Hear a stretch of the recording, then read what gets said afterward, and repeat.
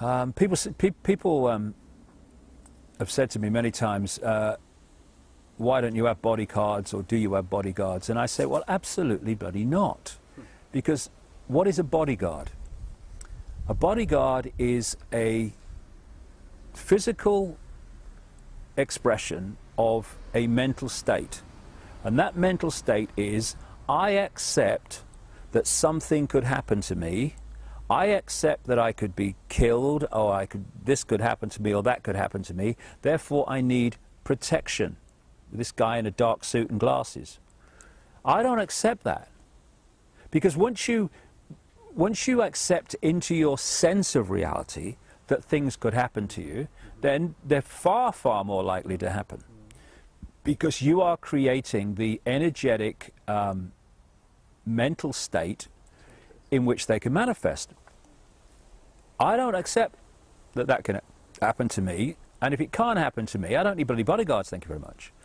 In terms of energy and protecting yourself from manipulation of energy, and there is a lot in that, you know, there's a lot of people manipulated by being energetically targeted, electromagnetically targeted in many and various ways to destabilize the health of the body and the mind and emotions and everything. And I've experienced that over the years. But if I keep my heart open and I go on doing what I know to be right, as opposed to what I think is right for me in the moment, but what is the right thing to do in this time. Okay, this might have unpleasant consequences for me, but it's the right thing to do. If you do that, all these mental and emotional states are manifestations of vibrational states. The more fear you're in, the slower your energy vibrates, so it becomes denser. And when you keep your mind open, you keep your heart open, and you do what you know to be right, that manifests as a vibrational state, quite a high vibrational state, quick. Now, if I'm vibrating faster because of that, and I'm not saying me, I'm saying anybody, than the control system, which is based on slow density, which is why they're trying to pull humanity all the time into fear and stress and worry and depression, because that pulls you into their density. But if I'm vibrating quickly, because, or anyone is, because of their state of being, then the control system cannot energetically, vibrationally connect to me. If it cannot connect vibrationally, it cannot connect physically, because the physical is just an expression of the vibrational, the information. So I'm not saying a lot of people go through this energetic protection and aura and all that stuff, and you know, good luck to them. Yeah, everyone makes a choice. Good luck to them. I respect it. But if you in any way become obsessed with protection, what you're saying is, I accept something can happen to me. In which case you're creating an energetic environment in which it could well happen to you. I don't accept that. So I don't protect myself. Why? Because I don't need protecting. Wow, that's incredible. So you're virtually like invisible for them. Well, they can see me, but vibrationally invisible. In the sense that they can't lock in. If you can't lock into you vibrationally, they can't lock into you physically. Wow.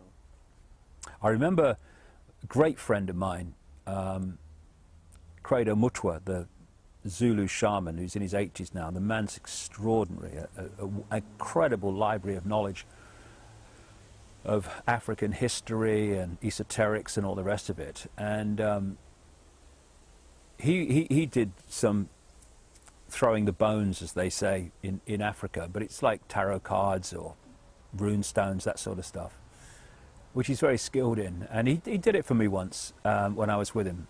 I'm going to see him again soon. And he said, you know, they've tried to kill you many times. He said, but they can't do it.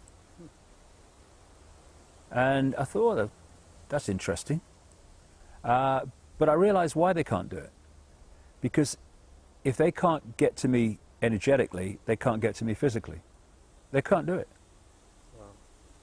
And it's the same with anybody that reaches a certain vibrational state. They can't. No, I wouldn't say that I'm afraid. I'm passionate. I'm determined. And, you know, when you have a philosophy on life that I have, and I back it up with a lot of detailed evidence in my books, that we are infinite eternal consciousness having an experience in this frequency range we call a reality, and that David Icke or Ethel Jones or Charlie Smith is just an experience that my consciousness is having. It's not me, it's an experience I'm having, which is why when people have near-death experiences, they have the experience of leaving the body, but they're still totally in their awareness, in fact far more in their awareness than they are in the body. And people say, well, how can they see, how can they perceive, how can they think without the body? Well, because that's their natural state. So where I'm going with this is this: the worst thing that can happen to me doing what I'm doing is that someone kills me. What that means is my infinite consciousness leaves this vehicle, you know, just like a spaceman gets out of the spacesuit. So I think I can deal with that, no problem. So the worst thing that can happen is someone kills me, and I have no problem with that.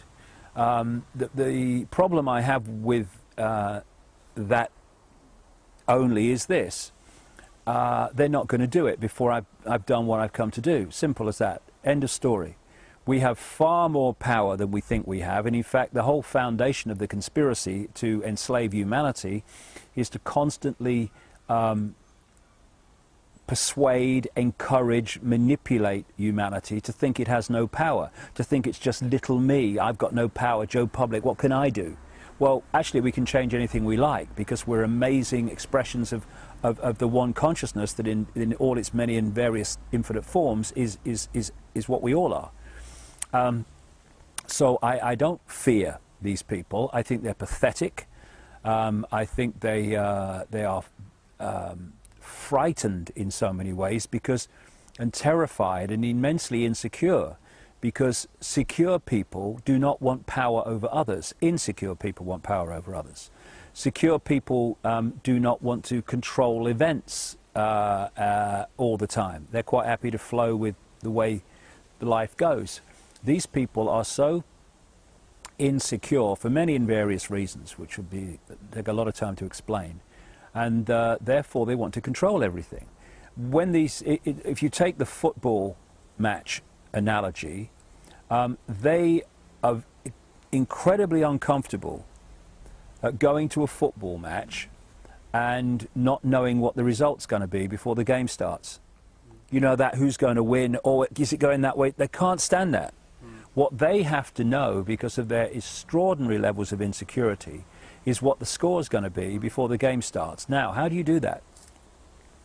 You can't do it by controlling one side, because you influence the game, but you don't decide the game, because there's an unknown force, which is the other side. And so they want to control both sides. So taking that into our everyday life, what they do is they'll create groups that are for something that they want, and they'll create groups that are against something, or appear to be against something that they want. And now they've controlled both sides. Everyone has an argument, a debate, a protest, and people think, oh, it's a free world, free country, because look, there's protest and there's argument going on and discussion, yeah. But they know what the blooming outcome's going to be. The side that is pressing for what they want is the one that's going to prevail. So this is how it works. And what they don't understand, therefore, because they do not have the capacity for that because of their own state of being, they do not understand or know how to handle people who are not in fear, either of them or death or any of it. They can't handle that because they can't understand it, because that's not where they're at. And so it's interesting that in some of their writings, some of the documents that have come to light, they talk about the great danger to their plan of what they call maverick people. People who are not frightened of them, people who are not programmed by the system to think and see the world the way the system wants them to. They are very dangerous to this tyranny, and we need more of them. And I'm going to go on being a maverick until I've done what I've come to do, and they are not going to reduce that time 1 second. because I'm in control of my reality and my life, not them.